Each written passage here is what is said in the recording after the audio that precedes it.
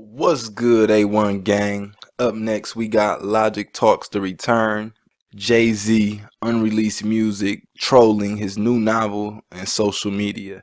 Without further ado, let's get right into it.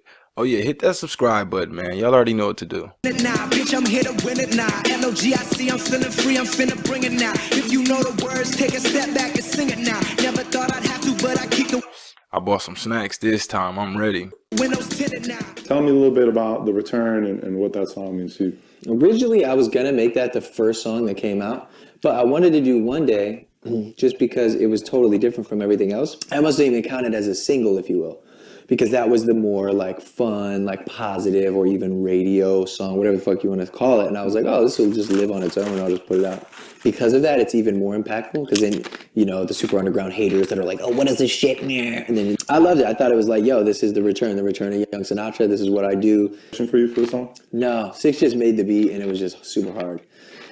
What was an inspiration? I don't know. Straight Young Sinatra, like my own self, just like boom bap, hip hop, just bars. I just kind of wanted to go in and say how I felt. I did the first verse, and then He said, nah, ain't no motherfucking Kanye inspired me off this one.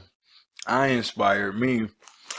Niggas ain't doing what I'm doing. That's what's up, though. I feel him. It was actually one of my favorite songs on that mixtape. So. Thank you. I get up when I'm down. Had enough when I drown. When shit rough, I get tough. And when I'm beaten to the ground, I get up. One thing that I loved about The Return is like I say the realest shit. Man, my bad, y'all. I'm eating this shit. It's probably the wrong thing to be doing, but it's late. This motherfucker, 22 minutes. I'm sorry, y'all. It's me. But I just did a reaction to The Return. Go check it out. Hit my channel. Go to the Logic playlist. Scroll through. You gonna find it. I got maybe 70 songs right now at that Logic playlist. Go check it out. Every time. Like, hey, yo, motherfucker Trump said that shit on my last album, but you wasn't tapping in. Fuck a mumble, let's make America rap again. Industry don't give a fuck about rapper what's happening. If y'all been following my reactions, y'all remember when I actually quoted him on that bar because that bar was just so cold. I'm like, fuck. He said something about not making, like what he just said, not making America great again, make them rap again.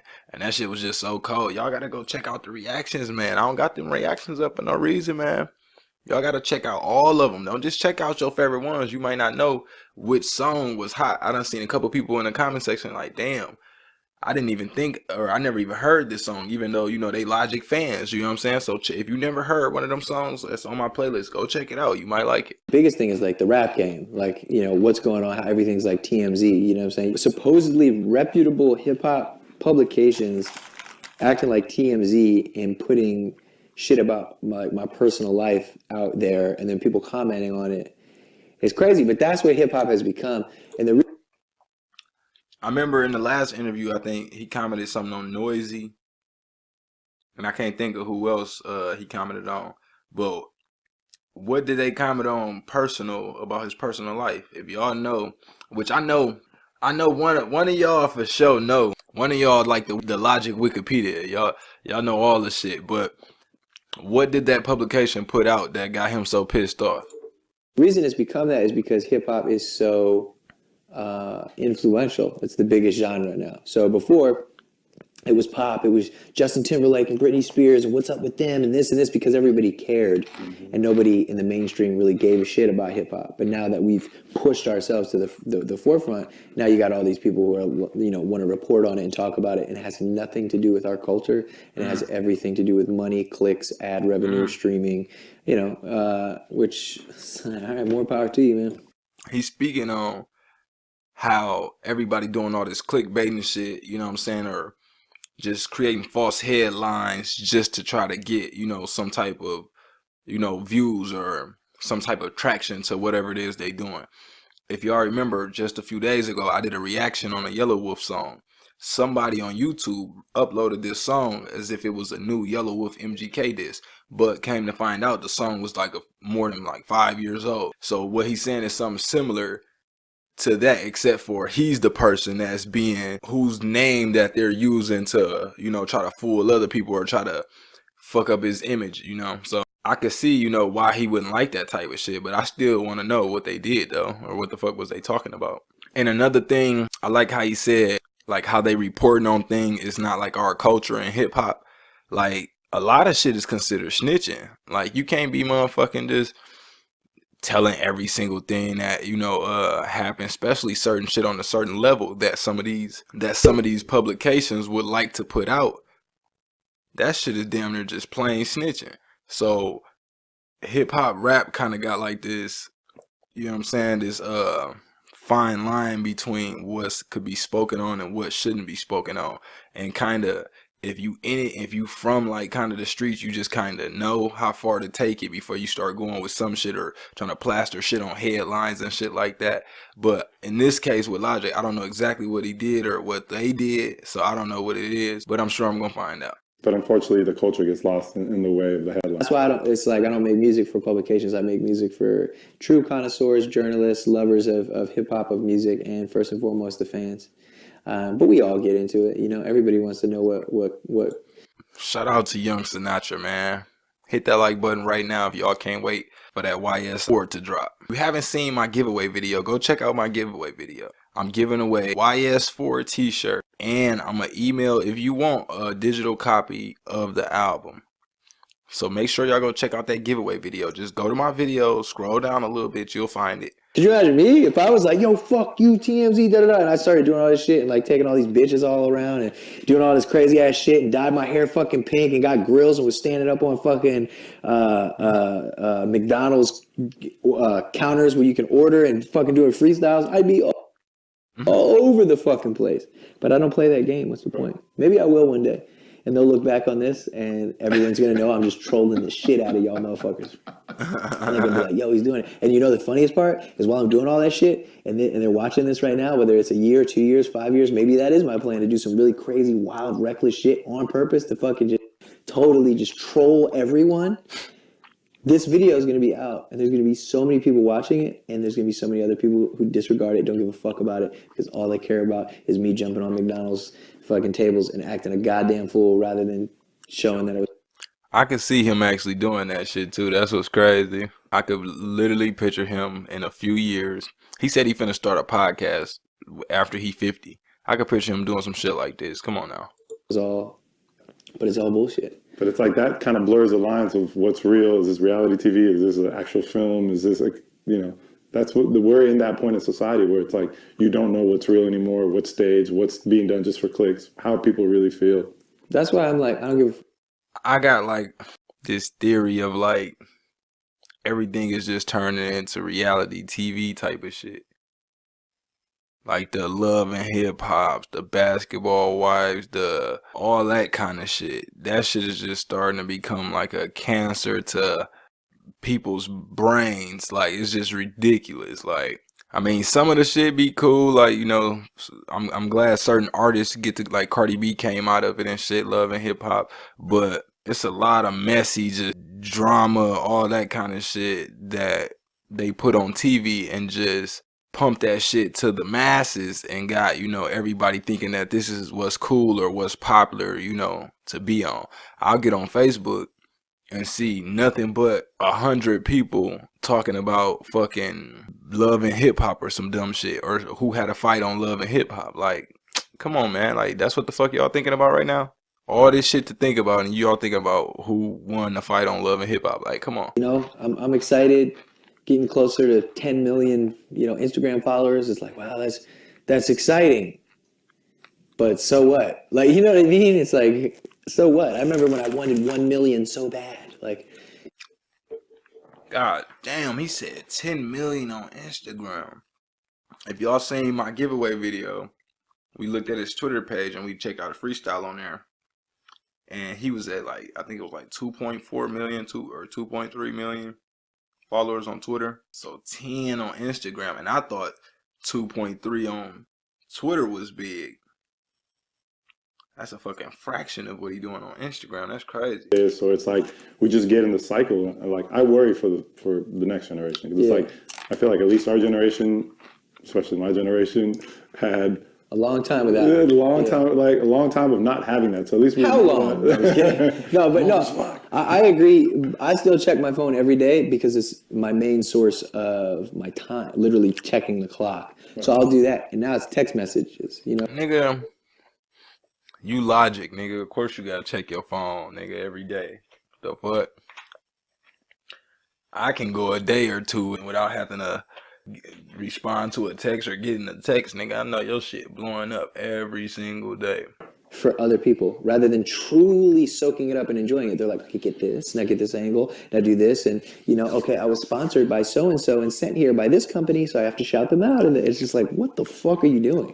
Yeah, it's like at the end of the day, you're not even enjoying your experience. You're just trying to. I was just gonna say that life is about experiences. It is not about motherfucking captions in a photo. That shit, I see it every day. You know, I was just up in Miami not too long ago, and a lot of people, all you see is motherfuckers just stuck behind their phone and not even really truly enjoying the experience. You know, I'm in a sense guilty of it too, but I at least knew that to have a balance, like, okay, don't live or don't enjoy the entire trip from behind your fucking phone screen, so that the only thing fucking you remember seeing is your phone. Then it's like, did you go on vacation or did you watch a video of a vacation? You know what I'm saying? And bringing fucking strings and trumpets and this, like all these things, backup singers, all this wild ass shit. And then you kind of hit the top of it and you're like, oh, wow, okay. Well, now what? And then for me, it's books and film and TV and other things like that. And then there's going to be a time where it's going to be like, well, now what? Well, now I want children, you know? See, I was just going to say, Logic is a creator. You know what I'm saying? He's a person that reached that self-actualization and realized his true potential. Like, damn, you know what I'm saying? I'm godly. Like, I got the ability to create things. You know what I'm saying? So he gonna be done. Anything that he can create, he's gonna do it. That's why I don't doubt him when he said he'll do the jumping on the counter shit at McDonald's just on some trolling shit, just because I can see him doing it, just because it's something to be put together and done. I want a family, and then I'm gonna go and do that, and then I'm gonna appreciate that and do that. But okay, everybody's good. Kids are like 6. All right. Well, now what? Like, I want to do some other shit. So it's just who I am as a human being and as a person. I'm driven. I've always been driven. What's it called? Shout out to the people that's driven, man. Cause man, I gotta drive like no other, man. I'm telling y'all, man. If y'all out there working on something, it's something y'all want to do, man, you gotta motherfucking put fuel in the tank. You gotta keep a full tank so you can go. You know what I'm saying? Don't be slacking. Don't be saying you want to do something but then never take the course of action to actually do it. You know, don't be one of them people that just talk all the motherfucking time.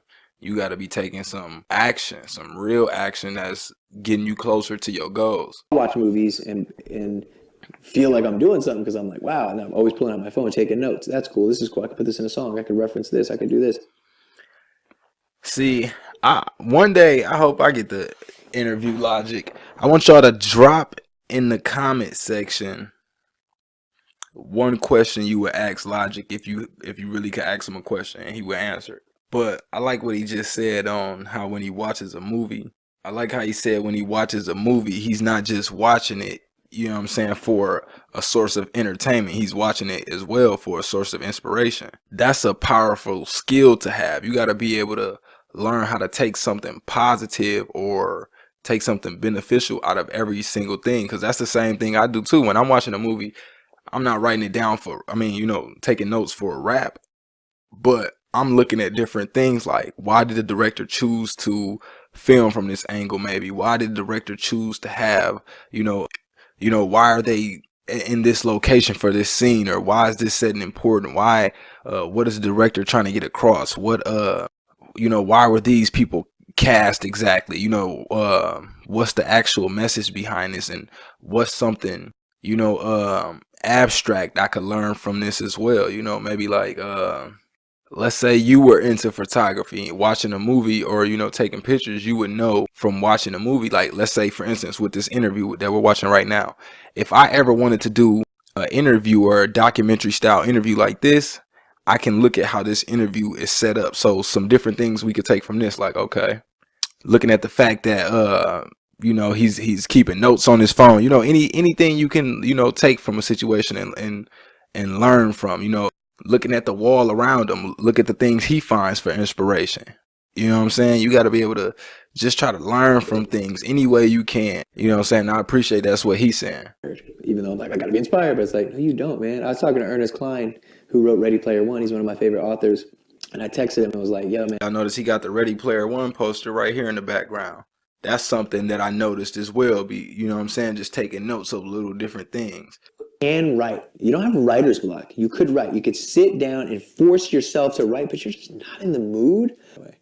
And it's so real. So sometimes taking that time away, it's what you need. I mean, you got to look at yourself. You know, it's like a business, just like how, you know, certain businesses get tax write-offs for business lunches and shit like that. Like y'all might go out to have dinner, you know what I'm saying, or might go do something, you know, like a dinner and get some drinks or something. You and a potential business client, and you can write that off because you talked business at that meeting. Like, yeah, on the receipt, it may look like y'all just had a ball. Like, damn, y'all was just eating wings and drinking beers. Like, what the fuck was y'all doing? But at the same time, you eating wings and drinking beers with this potential client could help you secure this client, you know, depending on, you know, what it is. And they might, you know, of course, not wings and beer for everything, but just, you know, an example. But that's how you have to look at things. Like, everything doesn't have to just go one way.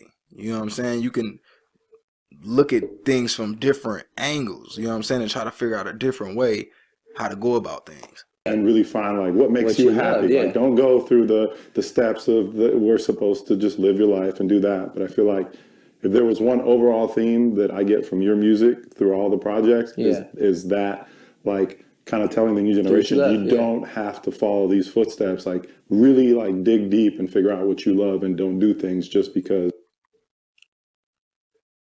I like this person interviewing him as well. He actually did his research before, you know, he interviewed him. He not asking him bullshit questions. He's actually a fan of the music, you know what I'm saying? So he knows what he's talking about. I like that. You have all these different facets and different sides of me at a time. So I completely agree. I wonder what it would be like if I took time off. But see, here's the thing. The reason why I believe that my albums are so quick and so quality is because I am a professional rapper, as Big Sean has reminded me. And it's like, because of that, like, I make music very well and very fast. Yeah, y'all gotta go back and check out my reactions. And one of them reactions, I told y'all, like, this shit easy to him. It was like maybe like the 4th or 5th song that I ever heard of him. I'm like, I could just tell this shit's super easy to him.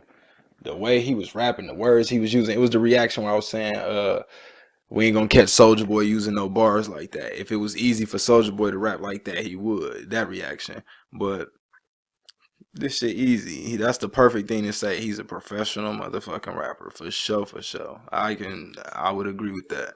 When I say I have, you know, X amount of unreleased songs and albums and this and that, it's like, yeah, they're not done this second. Some of them are. Some are actually done and just chilling. But for the most part, they're there. Also, I think that... He said he got some shit just chilling. What's just chilling? I could imagine what he got just chilling. God damn, man. Because then it can't be consumed because it's too much, and then it's oversaturation, and then your shit really gets lost and you fuck your shit up. I'm the king, fuck the bling, but just might make you kiss the ring. All these rappers I came up on, I surpassed, I know it's Sting now. Don't try to... Y'all remember the reaction I did to this? I had to pause it and speak on that bar. It's like every bar I guess them probably was just some of the fire bars he just speaking on. That's probably twist my words and turn that into some shit. I love all you motherfuckers, just want to hear you spit. Drop my last shit, the whole wide world applauded it. Hey, hit that subscribe button. If y'all still watching, hit that subscribe button, man. Yeah, it's cool. And they're like, no, like, for real, dog. Like, I fuck with you. And then they'll, like, tell me about my albums and my lyrics and all this shit. So I'm like, oh, wow, you really do fuck with me. I'm like, okay, cool. And then I'll have my manager hit up their manager, because I don't ever like to hit up nobody. Or sometimes I have them be like, hey. And then, like, they'll go ghost and all this other shit. So there's a lot of people. But Jay would be... Logic don't like being left on scene. He at a level where if he sends you a message, he expects you to reply to him. He not finna have motherfuckers looking at his message and it just say read with no reply. That's why he just want to send the manager out. Fuck that. I mean, you got different people, but he's one of them. So, have you heard from Goo yet? Guru? Nah, I don't even know if he heard the song. Who knows? We'll see. But he's a good dude. Guru's dope. I fuck with him. Shout out to Goo. Yeah. Second track on the album. Yeah. Everybody Dies. Yes. Okay, A1 gang, as y'all can see, it's gonna be a episode 3 to this. So y'all know I'm gonna be the first to snatch it and get the reaction up to it. Hit that subscribe button, jump in the comment section, let me know what y'all want me to get to next, and we out.